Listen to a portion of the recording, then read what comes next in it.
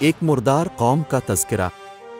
مردہ ذہنوں کی مردہ قوم کا ذکر کرنا شاید ایک ادن سی کوشش ہے، مگر پھر بھی میں اس قوم کو اس کا آئینہ دکھانے کی جرت کر رہا ہوں۔ یہ وہی قوم ہے جو اپنے ماضی پر ناز کرتی ہے، حال سے بے خبر ہے اور مستقبل کے خوابوں میں ایک مدھم سی چنگاری ڈھونڈ رہی ہے۔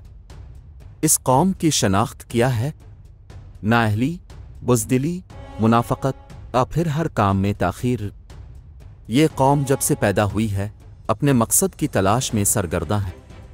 خود کو عظیم کہلانے والی اس قوم کا حال کچھ یوں ہے کہ اپنے مسائل کا حل تلاش کرنے کے بجائے ایک دوسرے پر الزام تراشی کو قومی فریضہ بنا چکی ہے۔ ان کے سیاستدان، دانشور اور مذہبی رہنما سب اپنی ناکامیوں کا ذمہ دار ایک دوسرے کو ٹھہرا کر خود کو معصوم ثابت کرنے میں لگے ہیں۔ کوئی عوام کی بھلائی کا سوچتا نہیں، سب اپنے مفاد کی چادر اوڑھ کر سوئے ہوئے ہیں۔ اب اگر ان سے ترقی کا سوال کریں تو جواب میں آپ کو جھوٹے دعوے اور کھوکھلی امیدیں ملیں گی۔ ان کے پاس ترقی کے خواب تو ہیں، مگر عملی اقدام کا کوئی ذکر نہیں۔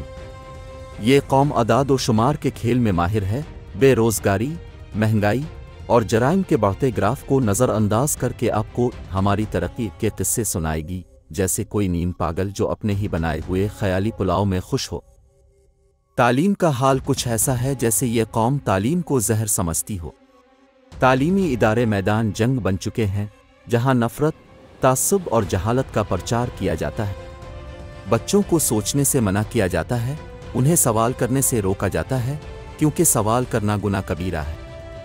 اس قوم کو خود مختار، تخلیقی اور خود ساختہ لوگوں کی نہیں، بلکہ غلاموں کی ضرورت ہے۔ ان کے مذہبی رہنما جو خود کو ہدایت کے چراغ سمجھتے ہیں، دین کی اصل روح کو بھول چکے ہیں، مذہب کو اپنی دکان چمکانے کے لیے استعمال کر رہے ہیں۔ جھوٹے وعدے، فرقہ واریت اور نفرت پھیلانے کا کاروبار خوب چل رہا ہے۔ دین کی اصل تعلیمات کو پس پشت ڈال کر لوگوں کو ایک دوسرے کے خون کا پیاسا بنایا جا رہا ہے، اور عوام خوشی خوشی ان کی تقلید میں لگے ہیں، کیونکہ ان کا دماغ سوچنے سے معذور ہو چکا ہے۔ اس قوم کی معیشت کا حال بھی کچھ کم افسوسناک نہیں۔ قرضے لینے کا جنون بڑھتا جا رہا ہے، اور سچ پوچھئے تو ان کے سیاستدان اس قرضی معیشت پر نازاں ہیں۔ ترقی کا ہر خواب قرضوں کی فائلوں میں دفن ہوتا جا رہا ہے، اور یہ قوم اسی مردہ معیشت کے سہارے چل رہی ہے۔